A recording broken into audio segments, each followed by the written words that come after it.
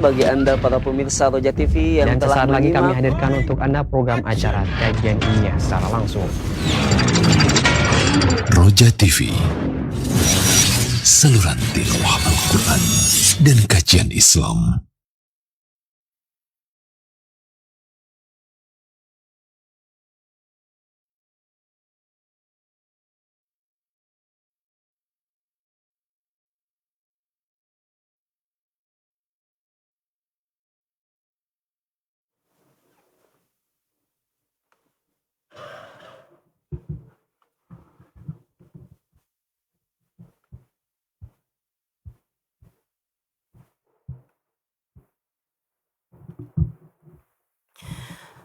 Assalamualaikum warahmatullahi wabarakatuh.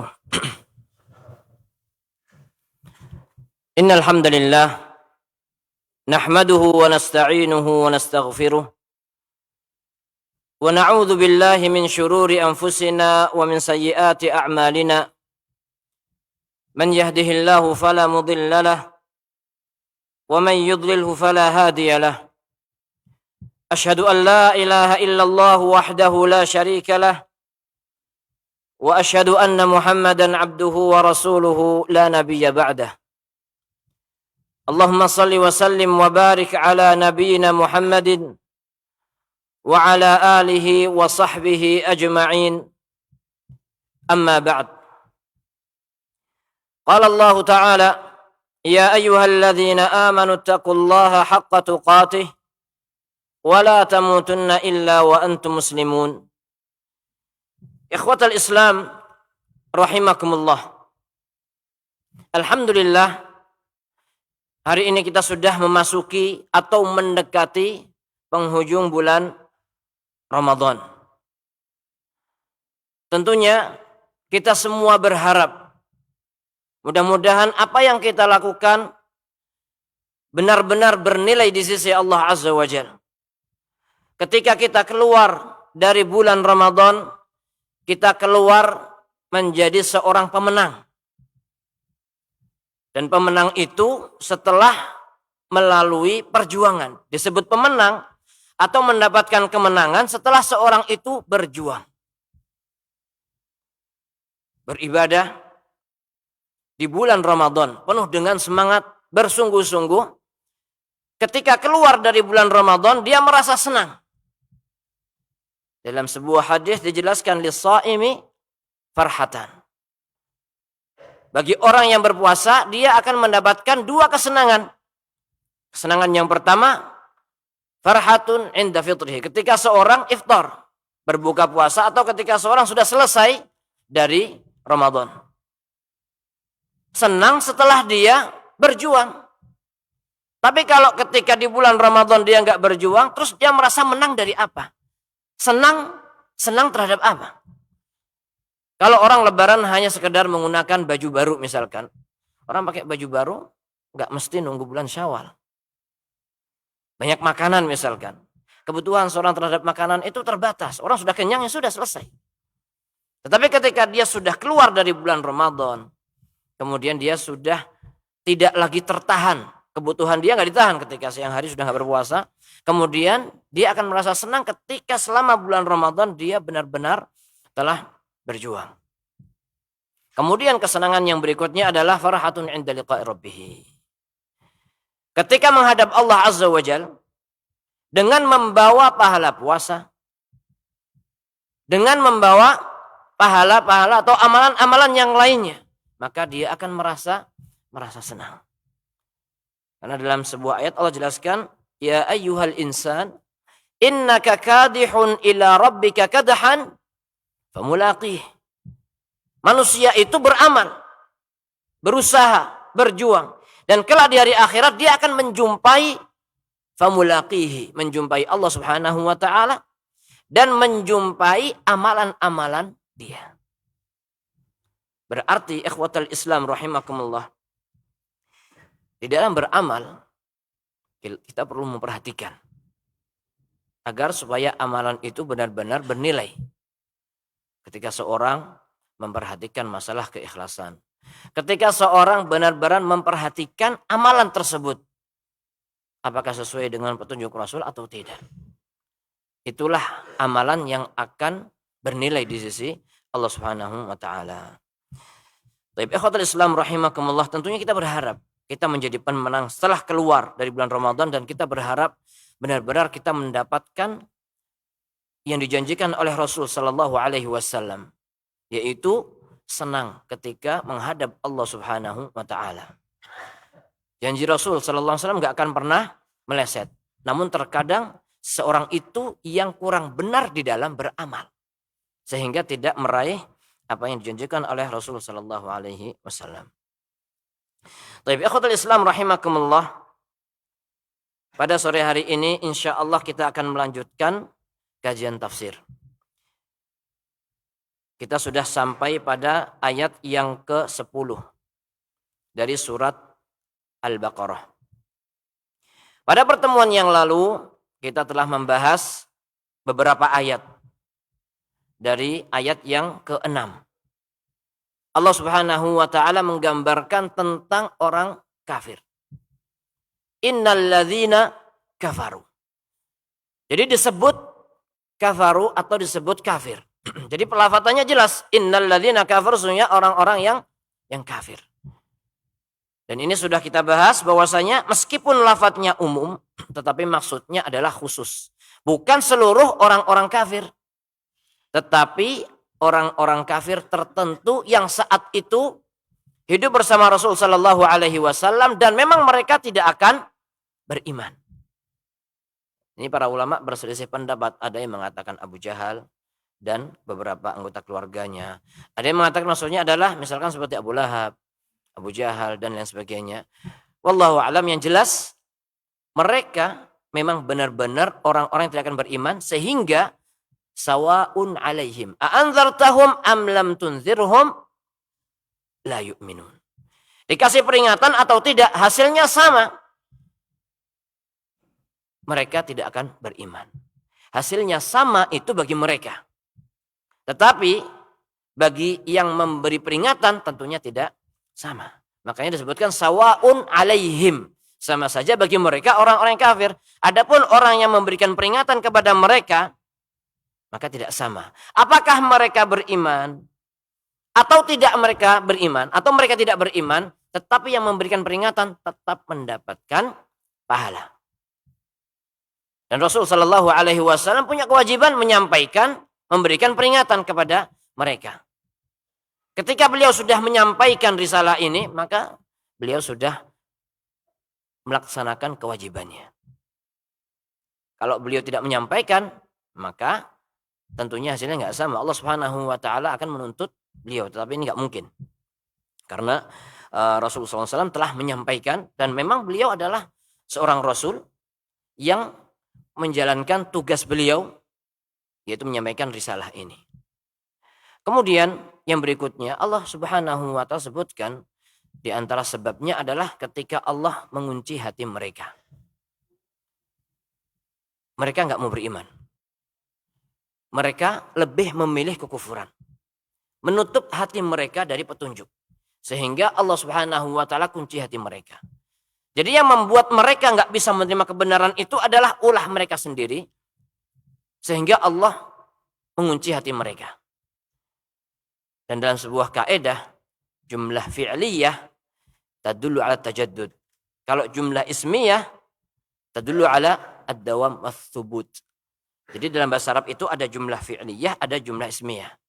Jadi ada kalimat terdiri dari perbuatan, ada pelakunya, atau misalkan ada objeknya, maka itu namanya jumlah fi'liyah. Kalau jumlah ismiyah, sebuah kalimat yang terdiri dari isim. Nah, khatamallahu ala qulubihim. Allah yang menutup hati mereka, Allah mengunci hati mereka. Ini jumlah fi'liyah. Karena tadullu ala madza tajaddud. Berkaitan dengan masalah waktu. Artinya Allah Subhanahu wa taala mengunci hati mereka ketika mereka tidak mau menerima kebenaran. Ketika Allah Subhanahu wa taala utus Rasul sallallahu alaihi wasallam diangkat sebagai seorang rasul, kemudian menyampaikan risalah, mereka menolak. Kemudian wa ala absarihim ghisyawah. Ini jumlah ismiyah. Di depan mata mereka itu ada penutup. Artinya mereka nggak bisa melihat kebenaran. Kenapa? Karena bukti kebenaran Allah Subhanahu wa taala itu sudah ada sejak sebelum diutusnya Rasul sallallahu alaihi wasallam. Misalkan adanya langit, bumi, kemudian ciptaan-ciptaan makhluk yang luar biasa, mereka melihat. Dan kalau mereka ditanya, wala in sa'altahum man khalaqas samawati wal arda la yaqulun Allah. Mereka enggak mengingkari. Kalau ditanya siapa yang menciptakan langit, siapa yang menciptakan bumi, adalah Allah Subhanahu wa taala. Mereka tahu hal itu sejak sebelum diutusnya Rasul sallallahu alaihi wasallam. Tetapi mata mereka tidak bisa melihat kebenaran. Sehingga di sini jelaskan wa ala absarihim ghishawa. Hasilnya walahum adzabun azim. Ini berita, ini juga merupakan ancaman bagi mereka orang-orang kafir. Dan tentunya neraka azab itu juga berlaku untuk setiap orang yang enggak mau beriman. Kemudian selanjutnya di antara pelajaran yang bisa kita ambil pada pertemuan yang lalu, setelah Allah Subhanahu wa taala jelaskan tentang kondisi orang-orang kafir. 5 ayat yang sebelumnya Allah jelaskan tentang orang-orang yang beriman, orang-orang yang bertakwa, Allah jelaskan sifat-sifat mereka. Kemudian ayat yang ke-8 Allah Subhanahu wa taala jelaskan tentang orang munafik. Wa minan nasi may yaqulu amanna billahi wa bil yawmil akhir wa ma hum bimumin. Ada di antara manusia, sebagian manusia yang mereka mengatakan beriman tapi sebenarnya mereka enggak beriman. Nah, ini enggak dijelaskan, hanya dijelaskan wa minan nas, dari sebagian manusia. Kalau yang pertama dijelaskan hudan lil muttaqin. Petunjuk Al-Qur'anul Karim merupakan petunjuk bagi orang bertakwa. Kemudian disifatkan mereka yang beriman demikian. Ayat yang ke-6 dan ke-7 Allah Subhanahu wa taala jelaskan tentang orang-orang kafir, innal ladzina kafaru. Lafadznya jelas. Adapun tentang orang munafik enggak dijelaskan apakah mereka termasuk orang beriman atau golongan orang kafir. Makanya Allah jelaskan wa minan nas. Dari sebagian manusia ada di antara mereka yang mengaku beriman dengan lisan mereka, wa ma hum bimumin, tapi hati mereka tidak beriman. Karena memang kondisi orang munafik la ilaha ula wa la ilaha ula. Orang-orang munafik enggak gabung dengan, bukan termasuk mereka orang yang kafir, yang jelas-jelas kafir, dan mereka juga enggak termasuk orang-orang yang beriman. Allah Subhanahu wa taala bongkar keberadaan mereka. Dan ini sudah kita bahas, munculnya kemunafikan itu adalah setelah terjadinya perang Badar. Ketika Allah Subhanahu wa taala memilihkan untuk Rasulullah sallallahu alaihi wasallam dan para sahabat untuk menghadapi musuh yang jauh lebih kuat, lebih besar daripada rencana yang semula. Yang semula ingin menghadapi Abu Sufyan yang membawa harta benda yang sangat banyak. Ternyata Allah pilihkan jumlah pasukan yang lebih besar, 1.000 sampai 1.300 pasukan yang dipimpin oleh orang-orang Quraisy, Abu Jahal dan sebagainya, yang memang mereka keluar untuk berperang. Mungkin ketika awal mula mereka mendengarkan, ini bukan sesuatu yang membuat mereka suka.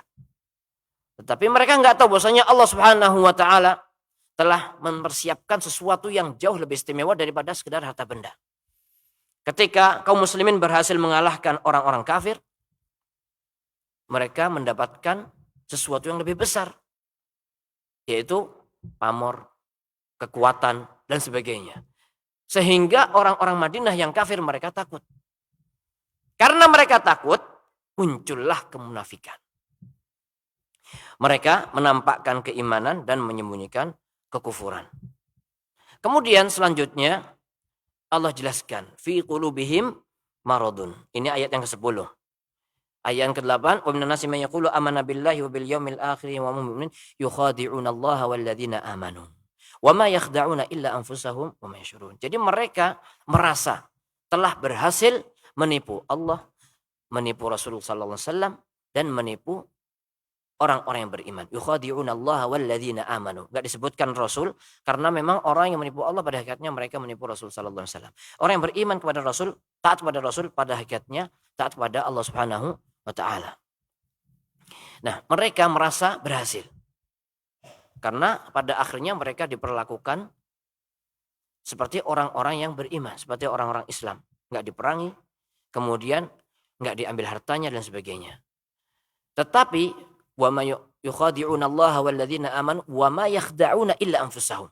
Hakikatnya mereka tidak menipu kecuali diri mereka sendiri. Karena Allah Subhanahu wa taala mewahyukan kepada Rasul sallallahu alaihi wasallam dan memberitahukan kepada orang-orang yang beriman keberadaan mereka dan ciri-ciri mereka. Sehingga mereka nggak berhasil. Ini di dunia, apalagi di hari akhirat. Mereka tidak akan pernah lolos dari azab Allah Subhanahu wa taala.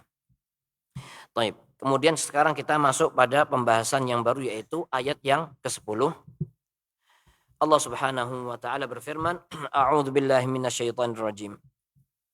Fi qulubihim maradun fazadahumullahu marada walahum 'adzabun alimun bima kanu yakdzibun.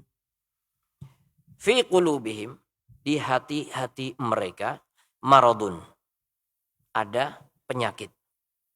Fazadahumullahu marada, maka Allah Subhanahu wa taala menambah bagi mereka penyakit-penyakit tersebut.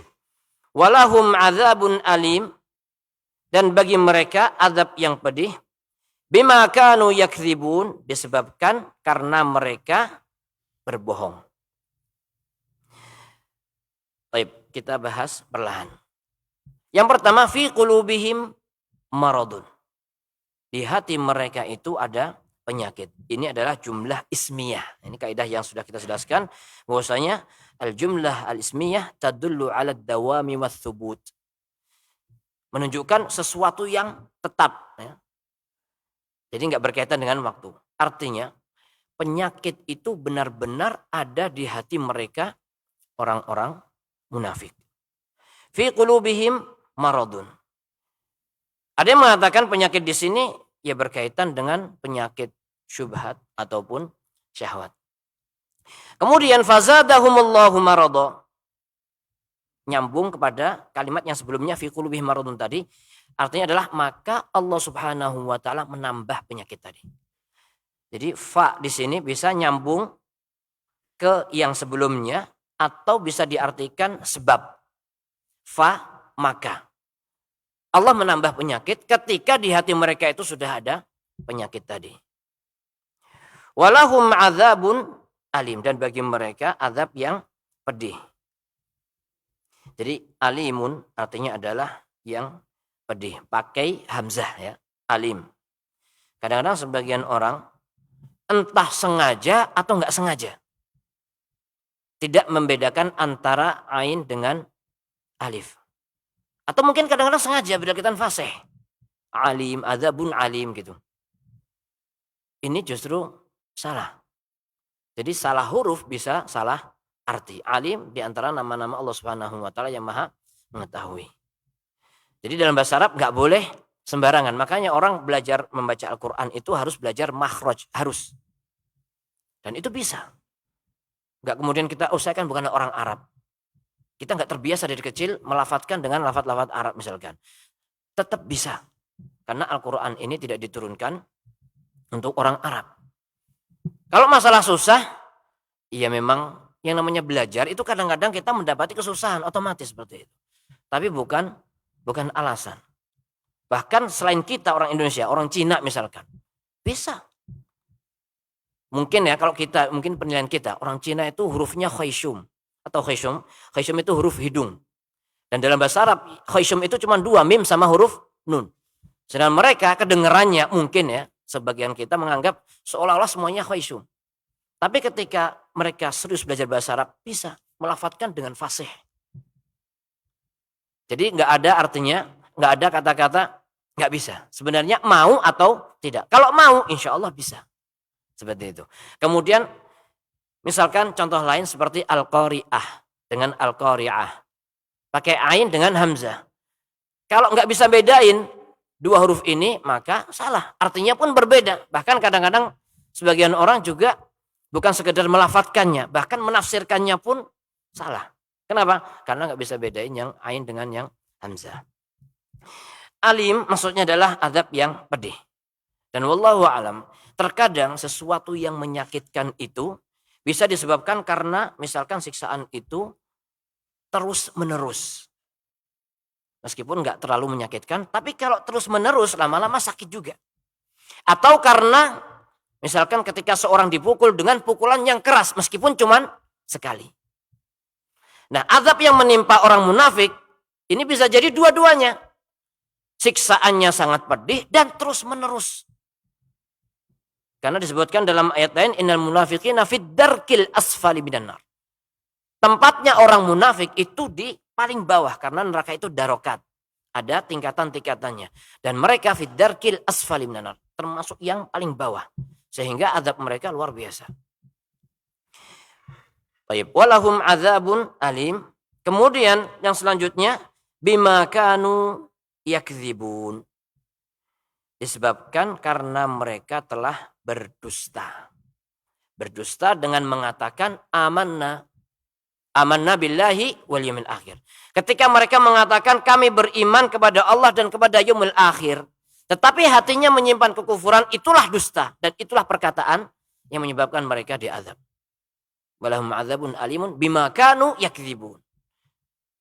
Di dalam qiraat lain cara membacanya bukan yakdzibun tapi yukadzibun. Yukadzibun artinya adalah mendustakan, tidak percaya, tidak beriman.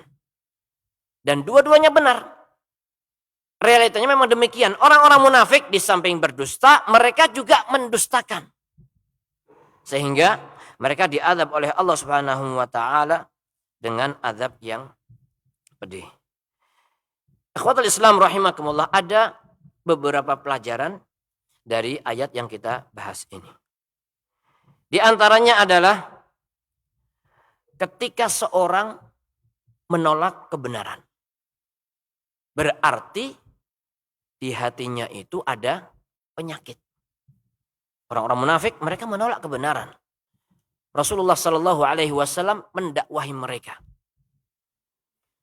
Bukan mereka yang pergi ke Mekah untuk menyatakan keimanan dan belajar kepada Rasul, tetapi justru Rasulullah Shallallahu Alaihi Wasallam yang hijrah ke kota Madinah. Kemudian mereka hidup bersama manusia-manusia pilihan. Para sahabat radhiyallahu anhum ajma'in adalah manusia-manusia pilihan yang memang Allah Subhanahu wa taala pilih mereka untuk menemani Rasul sallallahu alaihi wasallam dalam menyampaikan risalah ini. Ini kesempatan yang besar, tapi mereka enggak mau beriman. Kenapa? Hati mereka sakit. Fi qulubihim maradun fazadahumullahu marada. Maka Allah menambah penyakit itu. Ada sebabnya. Allah memberikan penyakit di hati mereka itu ada sebabnya. Sebabnya adalah karena memang mereka merawat penyakit dalam hati mereka. Nah, pelajaran penting bagi kita. Hati-hati. Kita ini orang beriman. Jangan sampai kita merawat penyakit dalam hati kita. Ketika kita mengetahui sebuah kebenaran misalkan. Hanya karena kebenaran itu nggak sesuai dengan selera kita. Nggak sesuai dengan kebiasaan kita. Kemudian kita menolak. Bahkan bukan sekedar menolak. Tapi juga berusaha untuk mencari dalil. Bukan untuk kebenaran, tapi untuk pembenaran. Hati-hati. Itu berarti ada penyakit. Dikhawatirkan. Allah Subhanahu wa taala menambah penyakit tersebut. Na'udzubillah min dzalik. Ini diantara pelajaran dari ayat yang kita bahas.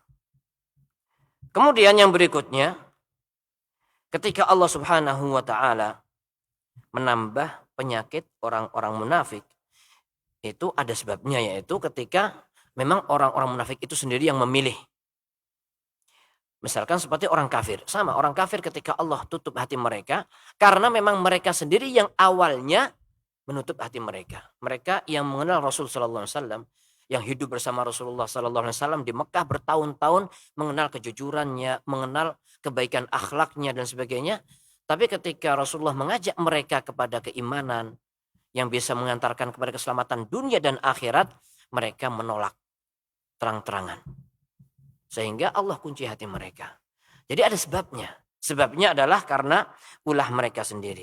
Dan ini mirip seperti kisah Bani Israel dan Nabi Musa alaihissalam. Di dalam surat As-Saff ayat yang kelima. Allah Subhanahu wa ta'ala berfirman, وَإِذْ قَالَ مُوسَى لِقَوْمِهِ يَا قَوْمِ لِمَ تُؤْذُونَنِي وَقَدْ تَعْلَمُونَ أَنِّي رَسُولُ اللَّهِ إِلَيْكُمْ. Ketika Nabi Musa alaihissalam mengatakan kepada kaumnya, wa idz qala Musa liqaumihi, ya qaum, wahai kaumku, lima tu'dzunani wa qad ta'lamuna anni rasulullahi ilaikum. Kenapa kalian tuh menggangguku dengan ucapan mereka, dengan perbuatan mereka, dengan sikap mereka. Dan kita tahu Bani Israel itu sikapnya luar biasa. Luar biasa. Insya Allah akan kita pelajari pada ayat-ayat selanjutnya. Di dalam surat yang sama, ya Bani Israel, mulai dari ya Bani Israel dzkuru ni'mati allati an'amtu 'alaikum dan seterusnya, itu nanti akan mengisahkan sikap-sikap Bani Israel atau perjalanan Nabi Musa alaihissalam ketika menghadapi Bani Israel. Lima tu'dzunani wa qad ta'lamuna anni rasulullah ilaikum. Kenapa kalian menggangguku sedangkan kalian tahu bahwasanya aku adalah utusan Allah kepada kalian. Jadi Bani Israel tahu bahwasanya Nabi Musa alaihissalam adalah Rasulullah, adalah utusan Allah. Dengan mukjizat-mukjizat, kejadian-kejadian dan sebagainya mereka tahu. Tapi tetap mereka mengganggu Nabi Musa alaihissalam dengan sikap mereka, perbuatan mereka, dan ucapan-ucapan mereka. Kemudian selanjutnya Allah berfirman, "Falamma zaghu azaghallahu qulubahum wallahu la yahdil qaumal fasiqin." Ketika mereka berpaling, maksudnya Bani Israel tadi, falamma zaghu azaghallahu qulubahum. Maka Allah memalingkan hati mereka. Jadi sebab mereka tersesat adalah ketika mereka memang memilih jalur kesesatan. Ini Bani Israel. Sama dengan orang munafik, sama dengan orang-orang kafir Makkah. Jadi memang Allah Subhanahu wa taala sudah tampakkan kebenaran. Termasuk di zaman ini, di depan kita, kebenaran itu bisa terlihat. Seandainya seorang itu jujur mencari kebenaran, Allah akan kasih petunjuk. Tapi terkadang seorang itu yang malas atau memilih untuk tidak menerima kebenaran itu. Menutup hatinya, gak mau menerima sesuatu yang di luar keinginan dia. Sehingga ya, berarti dia sendiri yang menutup hatinya, nas'alullah al-afiyah. Kemudian di antara pelajaran yang bisa kita ambil juga adalah fi qulubihim maradun fazadahumullahu marada. Jadi ketika hati orang-orang munafik itu sakit, maka Allah tambah penyakitnya. Berarti penyakit hati itu bisa bertambah. Kefasikan itu juga bisa bertambah. Sebagaimana iman seseorang itu juga bisa bertambah dan bisa berkurang. Al-iman yazid wa yanqus. Yang namanya iman itu bisa bertambah dan bisa berkurang. Yazid bil ta'ah wa yanqusu bil ma'siyah. Bisa bertambah dengan ketaatan dan berkurang dengan lain. Begitu juga dengan kefasikan atau penyakit hati itu bisa bertambah dan bisa berkurang. Berarti kalau kita sudah sadar hati kita sakit, maka segera diobati. Jangan dibiarkan sakit, semakin sakit, semakin sakit, semakin sakit sampai akhirnya mati. Na'udzubillah min dzalik, seperti orang-orang munafik. Kefasikan bisa semakin bertambah. Dan Allah Subhanahu wa taala tidak menzalimi mereka, tetapi mereka sendirilah yang menzalimi diri mereka sendiri. Kemudian yang berikutnya, Allah Subhanahu wa taala berfirman, "Walahum adzabun alim." Bagi mereka azab yang pedih. Ini merupakan ancaman bagi mereka yang hidup di zaman itu dan tentunya bagi setiap munafik yang hidup setelah zaman mereka. Mereka yang menyembunyikan kekufuran, menampakkan keislaman, seolah-olah mereka bersama kaum muslimin, kemudian mereka merusak Islam dari dalam hati-hati. Bisa masuk ke dalam ancaman ayat ini, walahum adzabun alim. Dan azab Allah itu enggak main-main. Di dalam ayat-ayat yang lain Allah jelaskan azab yang luar biasa. Juz Amma banyak menyebutkan tentang sifat neraka. Nah, orang beriman ketika melihat ayat-ayat seperti ini, mereka akan takut. Karena peringatan itu fa inna dzikratan fal mu'minin akan bermanfaat bagi orang beriman. Tetapi kalau hati kita enggak tergerak melihat ayat-ayat yang berkaitan dengan azab, maka kita perlu khawatir. Jangan-jangan ada sedikit kemunafikan atau ada kemunafikan, sifat kemunafikan dalam hati kita. Ada penyakit di hati kita. Berarti harus segera diobati. Kemudian orang-orang munafik seperti yang disebutkan dalam ayat ini, sifat mereka adalah berbohong, berpura-pura, atau dengan istilah taqiyah, bersembunyi atau menyembunyikan. Dan seperti qiraat lain, yukadzibun, sikap mereka mendustakan. Dan ini adalah dua sifat yang melekat kepada mereka. Di samping berdusta, mereka juga mendustakan. Taib ikhwatul Islam rahimakumullah. Kemudian selanjutnya, setelah Allah Subhanahu wa taala sebutkan bahwasanya di hati mereka ada penyakit. Kemudian keberadaan mereka di Madinah diketahui oleh kaum muslimin. Pada ayat selanjutnya Allah Subhanahu wa taala jelaskan ciri-ciri mereka. Ayat yang ke-11. Allah Subhanahu wa taala berfirman, "Wa idza qila lahum la tufsidu fil ardi qalu innama nahnu muslihun." Apabila dikatakan kepada mereka, "Wa idza qila lahum la tufsidu fil ardi." Jangan membuat kerusakan di muka bumi. Qalu, mereka mengatakan, innama nahnu muslihun. Kami adalah orang-orang yang sebaliknya membuat kerusakan. Tetapi apa? Mengadakan perbaikan. Memperbaiki. Kemudian ayat ke-12 Allah Subhanahu wa taala jelaskan. Allah membantah mereka. Ala innahum humul mufsiduna walakin la yash'urun. Ingatlah sesungguhnya mereka adalah al-mufsidun, perusak, orang-orang yang merusak, para perusak, walakin la yash'urun, akan tetapi mereka tidak menyadari. Yang pertama, ikhwatal Islam rahimakumullah, wa idza qila lahum la tufsidu, apabila dikatakan kepada mereka, qila lahum. Siapa yang mengatakan? Ya siapa saja. Siapa saja yang bisa mengatakan kepada mereka, wa idza qila lahum la tufsidu, janganlah kalian berbuat kerusakan, jangan ngerusak di muka bumi ini. Jadi bisa merusak buminya atau merusak penghuninya. Merusak bumi karena memang kemaksiatan itu akan menimbulkan kerusakan. Wallahu alam, di antaranya misalkan paceklik atau kelaparan dan sebagainya. Itu di antara sebabnya adalah apa? Perbuatan maksiat. Atau misalkan timbulnya penyakit-penyakit, misalkan seperti HIV misalkan. Itu bisa jadi sebabnya apa? Ya karena maksiat, karena perbuatan dosa. Seperti yang Allah Subhanahu wa taala kisahkan di zaman Firaun.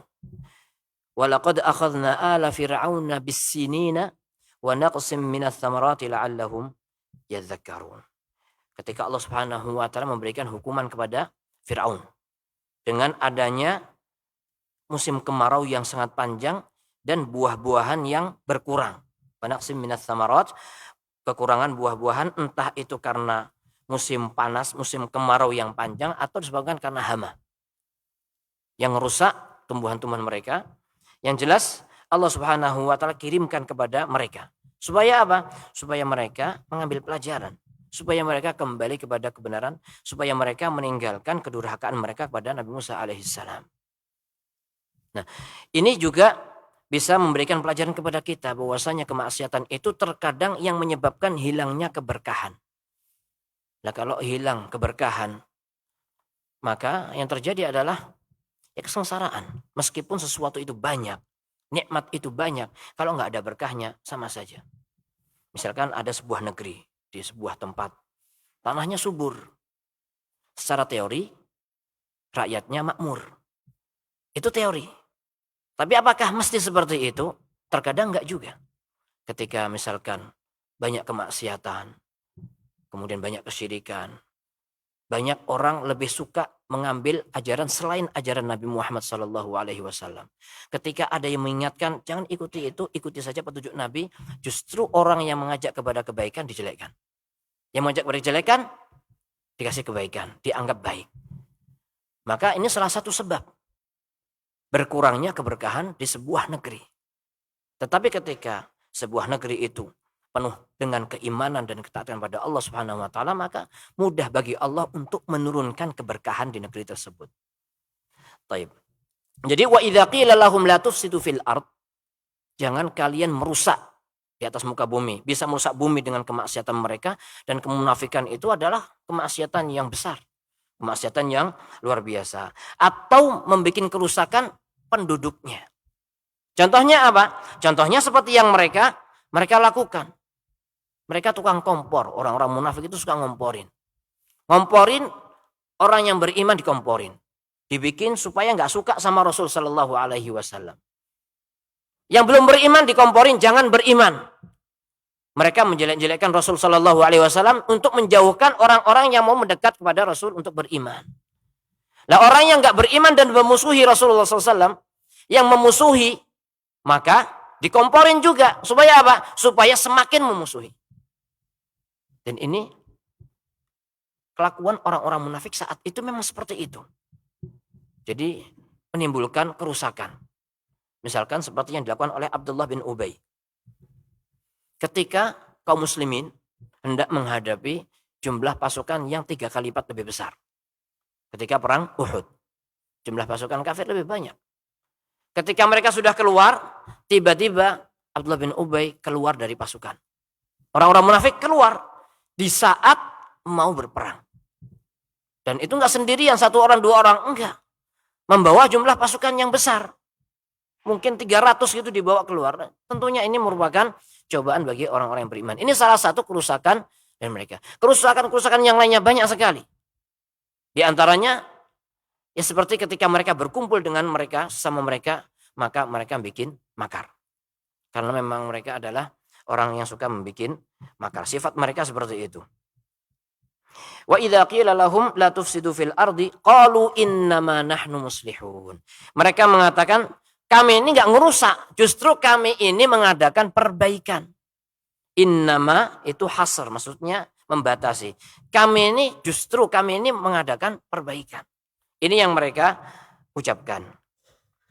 Kemudian Allah Subhanahu wa taala bantah, ala innahum humul mufsiduna walakin la yash'urun.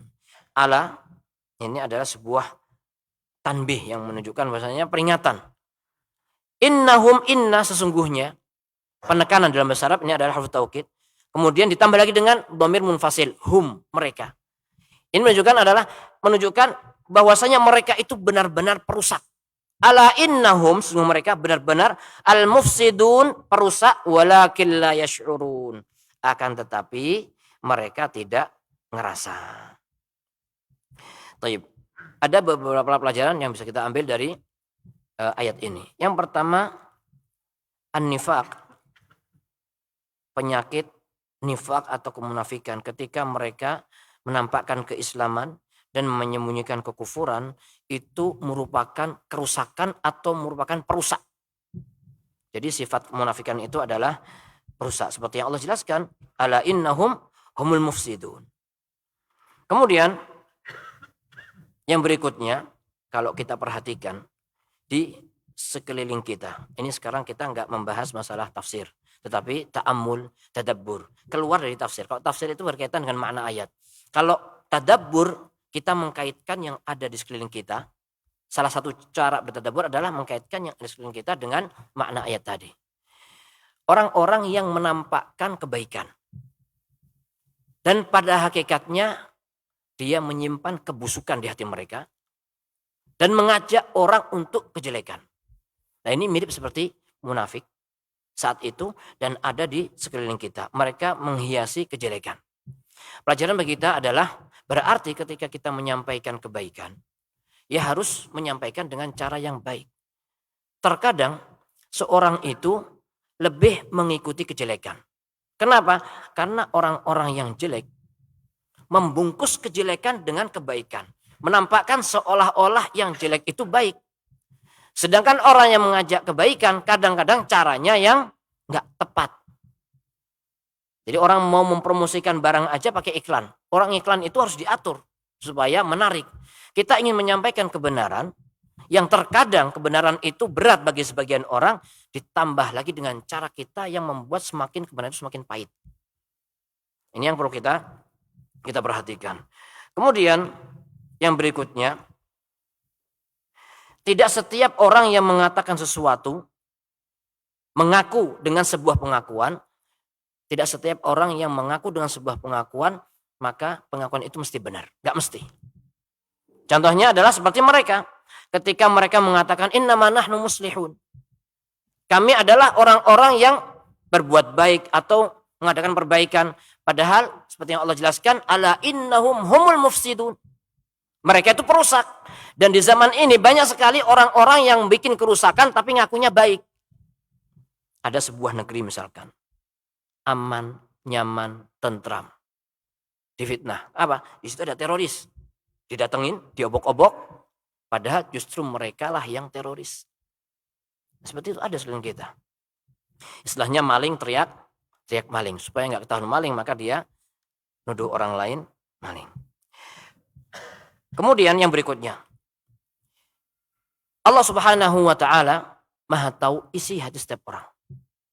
Allah Subhanahu wa ta'ala yang menciptakan manusia.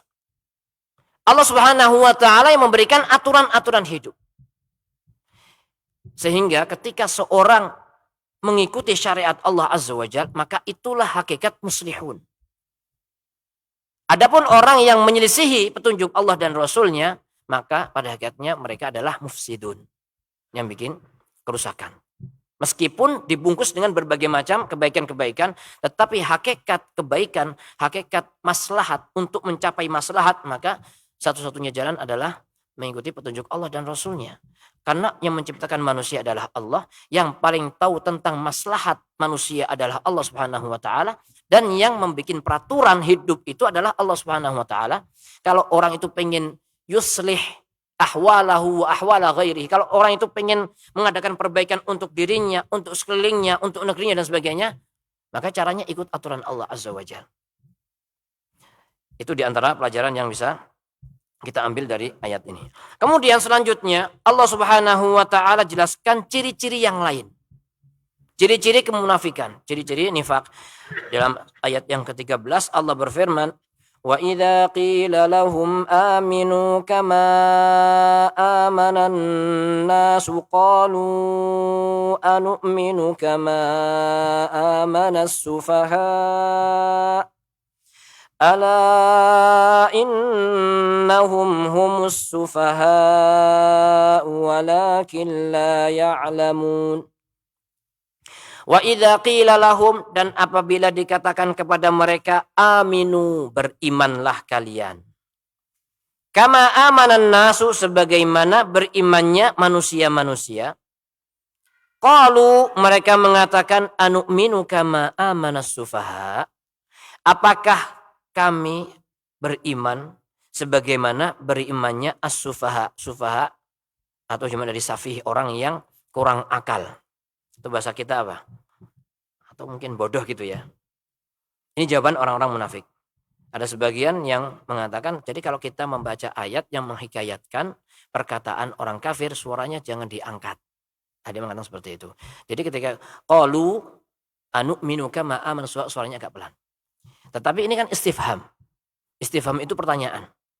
Kalau kita melewati ayat yang berkaitan dengan pertanyaan, maka ujung ayat itu agak diangkat. Karena pertanyaan. Jadi, qalu anu'minu kama amanas sufaha. Bukan kama amanas sufaha. Titik. Enggak. Tapi agak naik. Kenapa? Itu pertanyaan. Menunjukkan ada sesuatu setelah itu.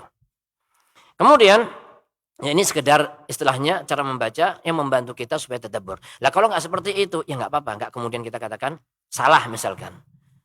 Taib. Ala innahum humus sufaha'u walakin la ya'lamun. Justru mereka itu yang sufaha, yang kurang akal itu mereka. Walakin la ya'lamun. Akan tetapi mereka tidak mengetahui. Taib. Ikhwatul Islam rahimakumullah. Yang pertama, wa idza qila lahum. Kalau dikatakan kepada mereka. Jadi gak dijelaskan siapa yang mengatakan. Ini menunjukkan maksudnya siapa saja yang mengatakan kepada mereka. Yang penting adalah pernyataan itu tertuju kepada mereka. Khitabnya kepada mereka. Kalau mereka dibilangin, wahai manusia, wahai kaum, aminu. Berimanlah kalian. Kama amanan nas. Sebagaimana orang-orang beriman. Maksudnya orang-orang atau annas di sini adalah Ya orang-orang yang beriman saat itu. Maksudnya adalah para sahabat radhiyallahu anhum. Dan imam mereka adalah Rasul sallallahu alaihi wasallam. Mereka justru balik bertanya, istifham anu'minu kama amana sufaha. Apakah kami beriman seperti mereka orang-orang yang kurang akal atau orang yang bodoh? Jadi mereka mensifati Rasul sallallahu alaihi wasallam dan para sahabat radhiyallahu anhum adalah orang-orang yang bodoh. Dan sampai di sini kita sebenarnya sudah mengetahui justru mereka lah yang bodoh. Mereka yang kurang akal. Tetapi mereka tidak mengetahui. Jadi jawaban mereka dengan pertanyaan seperti ini menunjukkan bahwasanya mereka nggak mau beriman. Dan orang yang nggak beriman itu terkadang mereka hanya sekedar nggak beriman saja. Tetapi ada yang lebih dari itu. Sudah nggak mau menerima kebaikan, kebenaran. Mereka mengejek kebenaran tadi dan mengejek orang-orang yang menjalankan kebenaran. Mereka katakan Rasulullah dan para sahabat adalah sufaha. Baik, ini tafsir ya, tafsir. Kalau kita melihat sekeliling kita saat ini, ketika ada sebagian kaum muslimin yang mengajak kaum muslimin lainnya untuk mengikuti petunjuk Rasul sallallahu alaihi wasallam. Nah, ada di antara mereka yang menolak, tetapi diam. Muamalah tetap baik, tetapi ada yang lebih dari sekedar menolak. Misalkan apa? Menuduh orang yang lainnya sebagai orang yang sesat, menyesatkan, dan sebagainya. Dan ini realita. Kemudian yang berikutnya, was-sufaha as-safih atau sufaha itu maksudnya adalah orang yang kurang akal atau orang bodoh. Kemudian Allah Subhanahu wa taala yang Maha mengetahui isi hati setiap orang. Allah yang membantah ucapan mereka. Ini menunjukkan bahwasanya Allah Subhanahu wa taala membela orang-orang yang beriman, membela Rasul dan membela orang-orang yang beriman. Allah Subhanahu wa taala tegaskan ala innahum humus sufaha. Justru merekalah yang benar-benar kurang akal atau bodoh atau safih tadi. Jadi dengan ala yang pertama, yang kedua inna. Inna adalah huruf taukid, sesungguhnya artinya benar-benar. Kemudian humus sufaha, mereka itu. Artinya justru merekalah yang benar-benar mereka itu bodoh. Walakin la ya'lamun, akan tetapi mereka tidak mengetahui. Jadi kalau orang nggak tahu, tapi dia tahu kalau dirinya itu nggak tahu, maka dia akan mencari tahu. Yang repot itu adalah orang nggak tahu dan nggak tahu kalau dirinya nggak tahu. Akhirnya menuduh orang yang tahu nggak tahu. Orang yang safi, sufaha mereka, dan mereka la ya'lamun, mereka nggak tahu kalau mereka itu adalah sufaha. Akibatnya apa? Mereka menuduh Rasul dan para sahabat radhiyallahu anhum ajma'in sufaha. Ini juga pelajaran bagi kita semua. Jangan mudah istilahnya bahasa halusnya mengatakan orang lain itu nggak tahu. Atau dengan istilah yang lebih istilahnya lebih terus terang gitu ya. Atau istilahnya menggoblok-goblokkan orang lain. Jangan-jangan kita nggak tahu. Baik. Kecuali kalau perkara itu sudah jelas, ya itu lain perkaranya. Misalkan ketika ada orang yang benar-benar menolak kebenaran ya. Setelah kebenaran itu benar-benar jelas. Nah, maka memang berarti ada unsur kurang akal di situ. Kalau sudah kebenaran itu sudah jelas. Kemudian yang pertama tadi dijelaskan la yash'urun, tidak merasa ketika mereka membuat kerusakan di muka bumi, ala innahum humul mufsiduna walakin la yash'urun. Tetapi ayat ini dijelaskan la ya'lamun. Ala innahum sufaha'u walakin la ya'lamun. Syu'ur dengan perasaan merasakan atau dengan pengetahuan itu enggak sama. Karena ketika seorang bikin kerusakan itu bisa dijangkau bisa dirasakan. Karena kelihatan. Kerusakan kelihatan. Berbeda dengan kebodohan. Kebodohan itu enggak kelihatan. Yang kelihatan apa? Yang kelihatan adalah dampaknya. Sehingga di sini dijelaskan walakin la ya'lamun, tetapi mereka tidak mengetahui. Bukan sekedar merasa tapi tidak mengetahui. Baik. Di antara pelajaran yang bisa kita ambil dari ayat ini adalah orang kalau sudah ada nifak atau orang munafik ya.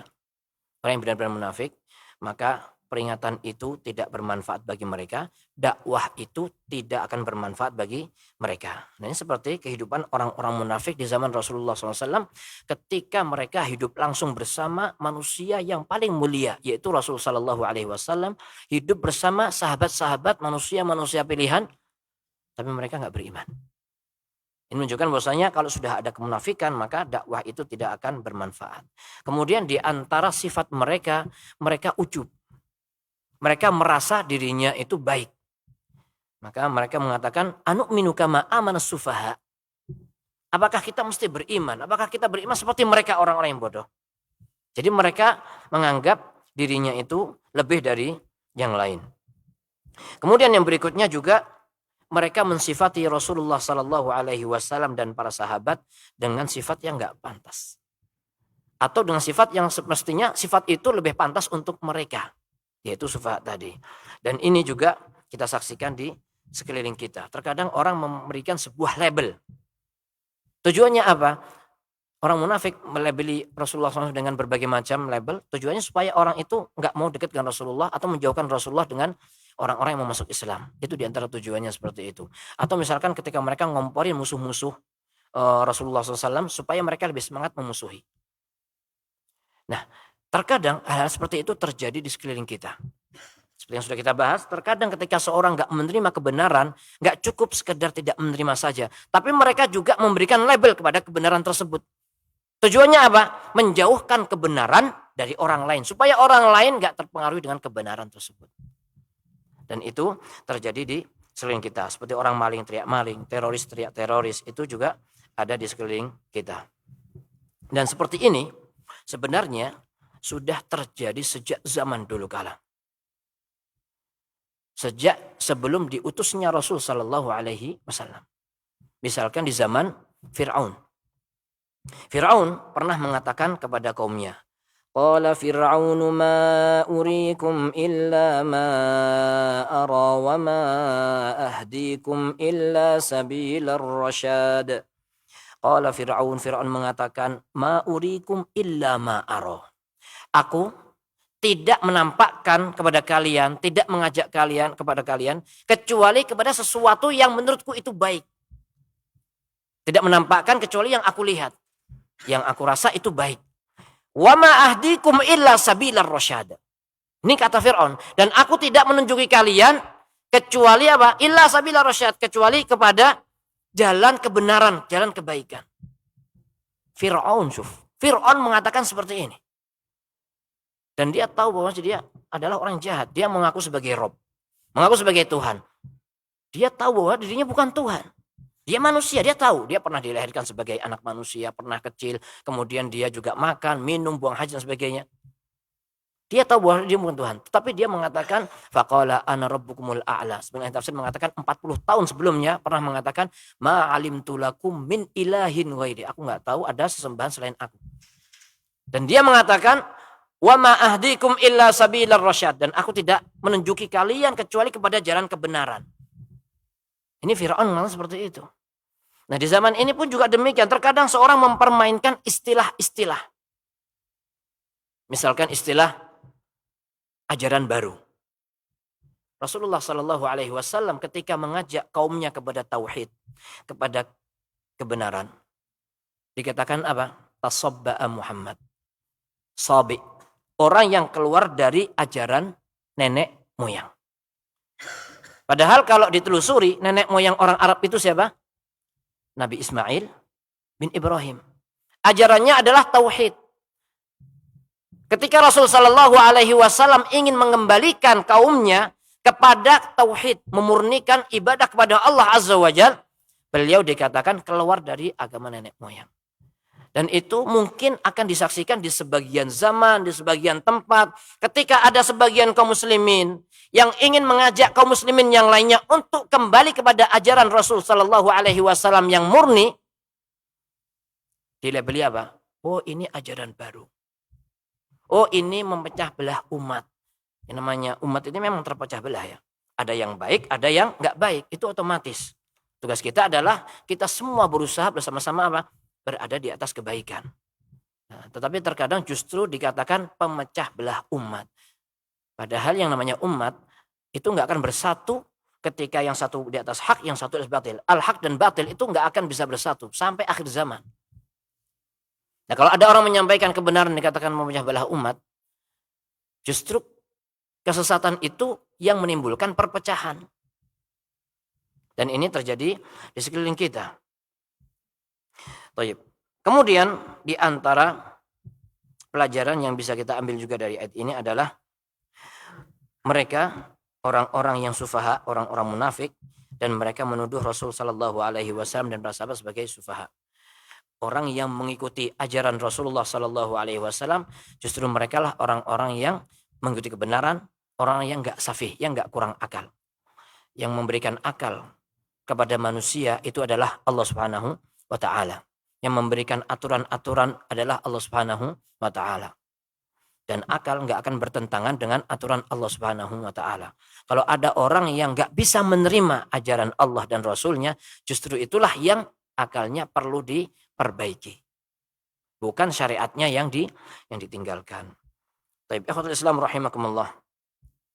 Yang berikutnya, di antara ciri-ciri mereka, Allah sebutkan dalam ayat yang ke-14, Allah berfirman, "Wa idza laqul ladzina amanu qalu amanna wa idza khalau ila syayatinihim qalu inna ma'akum innama nahnu mustahzi'un." Ketika mereka bertemu dengan orang-orang yang beriman, qalu, mereka mengatakan amanna, saya beriman. Maksudnya ini kita teman, ya, sama-sama beriman. Seperti itulah bahasa kita mungkin ya. Wa idza khalau ila syayatinihim, ketika mereka kembali kepada setan-setan mereka, kepada pemimpin-pemimpin mereka, qalu, mereka mengatakan inna ma'akum, sesungguhnya kami ini bersama kalian. Lah, terus yang kemarin ketika kamu ngomong beriman, innama nahnu mustahzi'un. Jadi kalau kumpul sama orang beriman ngomong beriman itu hanya sekedar ngejek. Beriman. Tapi bohongan gitu. Ketika kembali ke mereka, mereka mengatakan kami sama kalian. Taib. Wa idza laqul ladzina amanu. Ketika mereka bertemu, enggak mesti bertemu, atau ketika mereka berkumpul, duduk-duduk bersama mereka, bersama orang yang beriman, nah mereka mengatakan amanna, artinya kami beriman seperti kalian, kita sama-sama beriman. Tetapi wa idza khalau, ketika mereka kembali atau ketika mereka berkumpul dengan pemimpin-pemimpin mereka, disebut syaitan, syayatinihim. Karena memang setiap yang membangkang itu sifat setan itu membangkang. Dan setan itu ada dari golongan jin dan golongan manusia. Jadi penafsiran min syarril waswasil khannas alladzi yuwaswisu fi sudurin nas minal jinnati wan nas. Minal jinnati wan nas, dari golongan jin dan manusia itu kembali ke setan. Karena memang ada setan dari golongan jin dan golongan manusia.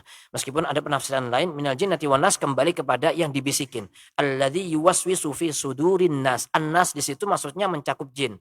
Karena jin juga diganggu oleh setan, jin juga diperintahkan untuk beriman. Penafsirannya minal jinnati wan nas kembali kepada yang dibisikin. Wallahu alam. Yang jelas ketika mereka kembali ke setan-setan mereka, artinya adalah ketika mereka kembali kepada pemimpin-pemimpin mereka, maka mereka mengatakan inna ma'akum, sesungguhnya kami bersama kalian. Artinya kami, kata mereka orang munafik, gak mengikuti orang-orang yang sufaha tadi, tapi kami tetap bersama kalian. Artinya tetap dalam kekufuran. Innama nahnu mustahzi'un, kami hanya sekedar mengejek mereka, bermain-main dengan mereka. Dengan cara apa? Menampakkan keimanan di hadapan mereka dan menyembunyikan kekufuran. Kemudian selanjutnya Allah berfirman, Allahu yastahzi'u bihim wa yamudduhum fi tughyanihim ya'mahun. Allah membalas ejekan mereka, kemudian membiarkan mereka tenggelam atau terus-menerus terombang-ambing di dalam dalam kesesatan mereka dengan cara melampaui batas, dengan kezaliman mereka dan kemunafikan mereka. Taib ikhwatul Islam rahimakumullah, di antara pelajaran yang bisa kita ambil dari ayat ini adalah orang-orang munafik mereka selalu dalam kondisi terhina. Kenapa? Karena mereka takut ketika bertemu dengan orang-orang yang beriman, mereka mengaku beriman. Kenapa? Karena memang mereka takut. Ketika berkumpul dengan setan-setan mereka, mereka juga menyatakan bahwasanya kami nggak beriman, kami hanya bermain-main saja. Artinya di hadapan orang-orang beriman mereka rendah, takut, terhina. Di hadapan teman-teman mereka pun juga mereka terhina. Kemudian Allah Subhanahu wa taala membalas, Allahu yastahzi'u. Allah membalas ejekan mereka. Tetapi tidak boleh kita memberikan nama kepada Allah Al-Mustahzi. Ini bukan nama-nama Allah Subhanahu wa Ta'ala. Kalau ada sebuah nama yang disebutkan dalam Al-Quran, Ar-Rahim, Ar-Rahman, maka di situ pasti mengandung makna, mengandung sifat. Tetapi ketika ada sebuah perbuatan sifat Allah yastahzi'u bihi misalkan, maka enggak kemudian kita memberikan nama sesuai dengan perbuatan tadi. Wa makaru wa makarallah. Allah membalas makar mereka. Innahum yakiduna kaida wa akidu kaida. Jazakallahu khair. Jadi Allah Subhanahu wa Ta'ala yang membalas makar mereka, tipu muslihat mereka. Tetapi gak boleh kita menyebut Allah makir atau Allah kaid, gak boleh. Intinya adalah kalau ada sifat, ada nama Ar-Rahman, Ar-Rahim dan sebagainya, berarti di situ ada sifatnya pasti. Tetapi tidak setiap sifat kemudian menghasilkan nama. Tapi ikhwatul Islam rahimakumullah, ini yang bisa kita bahas pada kesempatan sore hari ini. Mudah-mudahan bisa kita lanjutkan pada pertemuan-pertemuan selanjutnya. Kita tutup subhanakallahumma wa hamdik asyhadu an la ilaha illa anta astaghfiruka wa atubu ilaik. Assalamualaikum warahmatullahi wabarakatuh.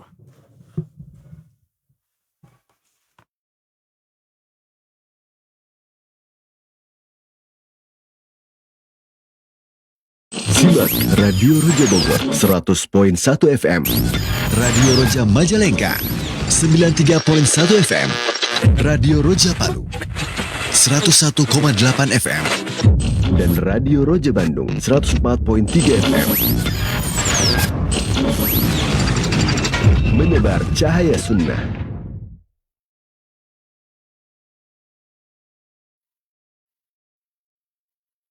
Di tengah derasnya informasi yang tak semua membawa kebaikan, Roja TV hadir sebagai media dakwah yang menyuguhkan berbagai program kajian Islam dan tilawah Al-Quran.